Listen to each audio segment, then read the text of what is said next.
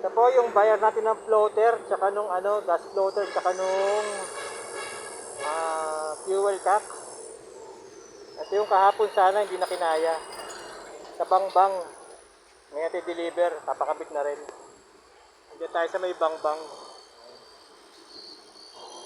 Ang Bangbang yan.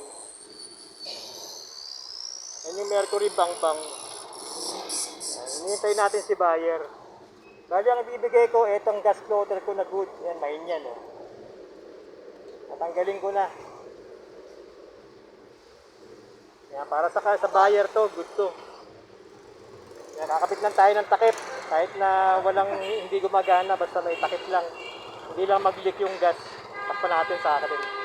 Saka na lang tayo ulit gagawa nun sa atin pag nasa bahay na ulit. Basta yung mga good, bigyan natin sa buyer. Iisin ko na po. Ito po ang na may goma sa tangke ng Shogun R.